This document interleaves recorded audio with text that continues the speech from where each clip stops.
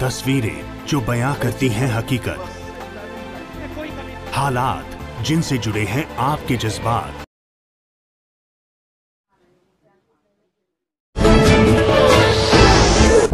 मिली भगत करके बड़ी बड़ी बिल्डिंग्स खड़ी करी जा रही हैं, मल्टी स्टोरी खड़ी करी जा रही है।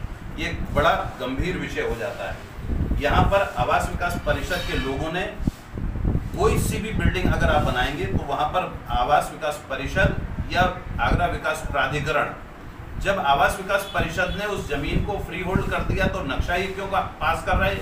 वो नक्शा एडीए क्यों नहीं पास कर रहा है? एक प्रश्न। दूसरा, ये सारी इतनी गंभीरता के संग जब न्यायालय ने इसमें एक बात लिखी, वाद संख्या में अपने अंतिम निस्तारण तक वादग्रस्त संपत्ति पर यथास्थिति बनाए रखें एवं वादग्रस्त संपत्ति पर कोई निर्माण कर उसकी प्रकृति को परिवर्तित ना करें। जरा सा हिस्सा छोड़ दिया गया भाई, लगभग 2 बीघा जमीन छोड़ दी गई, आज भी पड़ी हुई है, बाकी पे बिल्डिंग बना ली गई। क्यों बना ली गई? वो खरीदी या बेची ही क्यों गई? और अगर उसको बेचा गया और आवास विकास परिषद ने बेच दिया, ये तो जघन्य अपराध आवास विकास परिषद के अधिकारियों ने किया। इनके खिलाफ मैं तो न्यायालय में, माननीय हाई कोर्ट में जाने की तैयारी है। 1-2 दिन के अंदर न्यायालय में जाऊंगा ही जाऊंगा, लेकिन ये सच्चाई आप लोगों के माध्यम से सबके सामने रखना चाहता हूँ। पिछली बार मैंने इस विषय को उठाया था, उसके 2-4 दिन बाद मेरा एक्सीडेंट कर दिया था और गंभीर स्थिति में लगभग 4 महीने तक बिस्तर पे पड़ा रहने के लिए मजबूर था। आज आपके समक्ष सिर्फ इसलिए हूँ कि दोबारा से कोई बड़ी घटना नहीं कर दें। मैं न्यायालय जाने के लिए तैयार हूँ। अगर घटना होती है कोई भी मेरे साथ, उसका जिम्मेदार ये बिल्डर होगा और उसकी जिम्मेदारी होगी, क्योंकि मुझे अगर खतरा है, मेरी जान को खतरा है तो केवल इस बिल्डर से है। और उसके लिए आप सबके समक्ष मैं यहाँ पर उपस्थित हुआ हूँ। मैं सबूतों के, इन्होंने जितनी जमीन खरीदी और जिन से ये जमीन खरीदी गई और इस पे जो रिपोर्ट लगाई परिषद के लोगों ने, वो सारी रिपोर्ट इन्होंने किस प्रकार से जमीनें खरीदी और उन जमीनों को खरीद के कैसे ये जमीनों का पूरा गुल्लुगारा कर रहे हैं। भाई जब तुमने ये जमीन, दूसरा, जिस समिति में ये पहले सचिव थे ओपी चेंस के मालिक शोभित अग्रवाल साहब गोयल, और उन्होंने ही वही व्यक्ति, ये सरकार की रिपोर्ट है, ये मेरी रिपोर्ट नहीं है, ये सहायक आवास आयुक्त एवं सहायक निबंधक सहकारिता की रिपोर्ट है। वो मानते हैं कि ये दोषी है, इस पे कार्रवाई होनी चाहिए। अगर ये दोषी है और कार्रवाई होनी चाहिए तो इस पे कार्रवाई अभी तक करी क्यों नहीं? क्यों सारे लोग मिलकर आधा हिस्सा बांट के कि मेरे को 1 फ्लैट मिल गया, तेरे को 1 फ्लैट मिल गया, ये अभियान पे क्यों लगे? अगर ये अभियान रहेगा तो हम इसका विरोध करेंगे और डटकर विरोध करेंगे। आपका परिचय?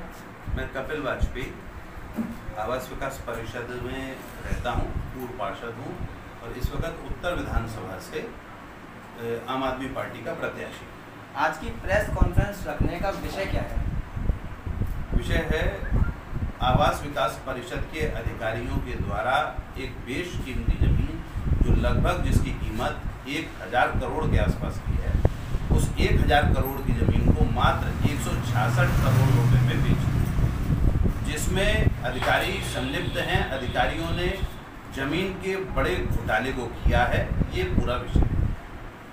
ये जमीन जो आप बता रहे हैं घोटाले में है, ये जमीन किस यूज में और कहाँ आ सकती थी, जो भी बताऊँ बेच दी गई?